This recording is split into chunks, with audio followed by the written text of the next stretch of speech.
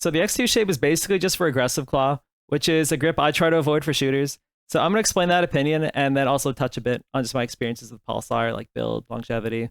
And so this is the X2 medium Crazylight, which Pulsar sent for review. I'm going to cover all claw grips, starting out with some lower palm contact here, which is inherently aggressive. So I love the flat sides here, just like the super light, just helps make it feel less bulky. But unlike the super light, it's got like a really dramatic taper here in the back, which I mean, I'd prefer a bit more butt for something like this, because if you want to get right up in that kind of gap in the middle of my palm here, I have to angle my hand up to dodge the hump, which will curl my fingers up even more. But I avoid aggressive grips like this for a couple reasons. Mainly, there's just going to be more muscles active, so if I'm tracking an intense fight, I'm just more likely to tense up. I feel like when my hand's more relaxed, I just aim better and more consistently. And since my thumb's bent, we get less contact, to get a bit less control for kind of shuffly movements like this. And also, side buttons are very important to me. I know some people think side buttons are like a big compromise to aiming in shooters, but I don't think they have to be. I think it's possible there might just be a better grip style or mouse for you. And just sort of in contrast here, my ideal grip is this very flat, relaxed kind of tilt claw thing that I love to do, contacting mainly just like under my pinky knuckle here. And I'm often palming my mouse pad too, basically. And well, I mean, every grip does have some tilt. Like if my hand was perfectly level over the mouse and I curl my fingers in, like my little fingers, like the fingertips aren't touching properly, kind of need some tilt to get contact, get some shuffle here. And I love to do this on my favorite mouse, which is the Beast X Mini. It's a flatter shape and just overall smaller. Pinky knuckle is still plenty stable here, especially for resisting the force of kind of pressing side buttons in, which again is very important to me. And what's perfect about this grip is that point I make contact with under my pinky knuckle, it kind of arches out of the way when I pull in. Like you can kind of tell from the side, like you can see my pinky raise a bit. And it's quite a gradual hump, so it doesn't get much taller as I pull in, so you can kind of just keep gliding over the hump.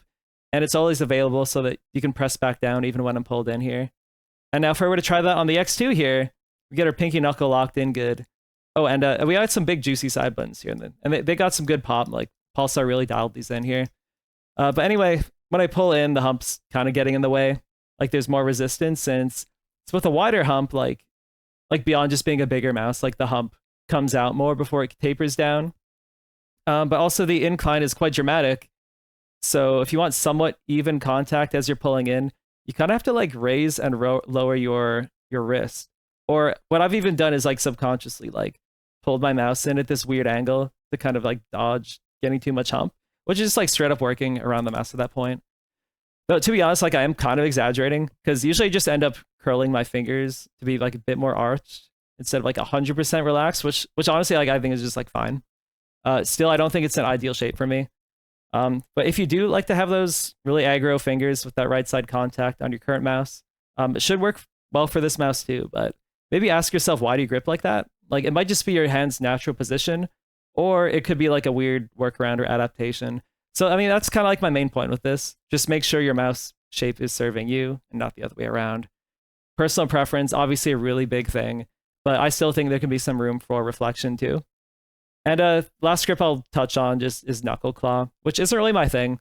Probably because I don't really press down into my mouse pad for friction, because as I said, I got like a pretty light grip, right? So if you want to do this with like an aggressive grip, I think it's solid for that. Especially if you like to keep your wrist raised, you can lock in, you can pull out for freedom. It's cool. But if you want that knuckle stability in more of a relaxed grip, like that you can like pull in from, it's not really good. Your knuckles kind of sit behind the apex of the hump. So when I pull in, there's like some friction. Like you kind of got to climb the mountain a little bit here.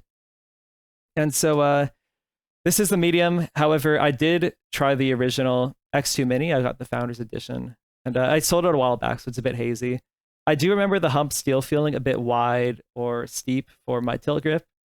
And I also end up having its scroll wheel crap out, which like, I can at least vouch for the warranty process.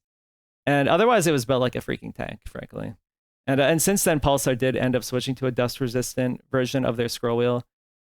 And also in the Crazylight here, now we got optical switches, which to put it simply, are basically immune to developing that infamous double-click issue.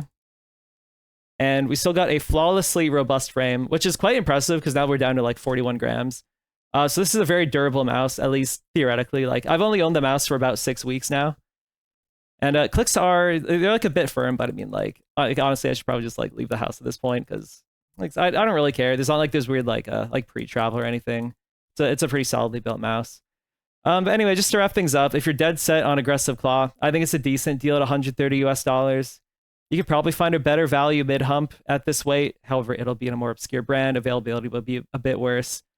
Build quality warranty, yeah, you might be able to find something equivalent for cheaper. I personally can't vouch for it. You got to do your own research on that. And if you're like me and you want a less humpy shape, I would look out for the Pulsar X2N. Seems to be rolling out relatively soon. Or just get a Beast X mini like mine. Like this shit is goated. Ideally, I would have went with like the solid sides. But anyway, that's the review. And check the comments. I'll probably throw in some extra thoughts on like software and stuff.